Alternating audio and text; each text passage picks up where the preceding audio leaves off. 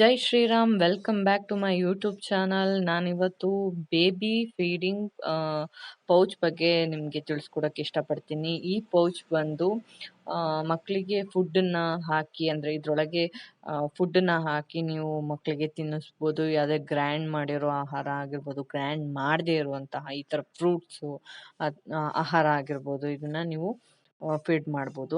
ಹೇಗಪ್ಪ ಹಾಗಾದರೆ ಇದನ್ನ ಫೀಡ್ ಮಾಡೋದು?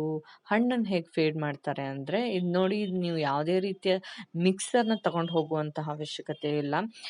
ಇದನ್ನು ನೀವು ಈಸಿಯಾಗಿ ಕ್ಯಾರಿ ಮಾಡ್ಬೋದು. ಇದರಲ್ಲಿ ಫ್ರೂಟ್ನ ಹಾಕಿಟ್ರೆ, ಸಪೋಸ್ ನೀವು ಇದನ್ನು ಜಸ್ಟ್ ನೀವೇನಂದರೆ ಪ್ರೆಸ್ ಮಾಡಿದ್ರೆ ಸಾಕು, ಇದರೊಳಗೆ ತನ್ನಷ್ಟಕ್ಕೆ ತಾನೇ ಜ್ಯೂಸ್ ಆಗುತ್ತೆ. ನಿಮ್ಮ ಮಕ್ಕಳು ಹಸುವು ಅಂದಾಗ ತಕ್ಷಣವೇ ನೀವು ಎಲ್ಲೇ ಇದ್ದರೂ, ಹೇಗೆ ಇದ್ದರೂ, ಯಾವಾಗ ಇದ್ದರೂ ಮಾಡಿ ಕುಡಿಸ್ಬೋದು. ಯಾವುದೇ ಎಕ್ಸ್ಟ್ರಾ ಕ್ಯಾರಿಂಗ್ ಮಿಕ್ಸರ್ನ ಅವಶ್ಯಕತೆನೂ ಇಲ್ಲ.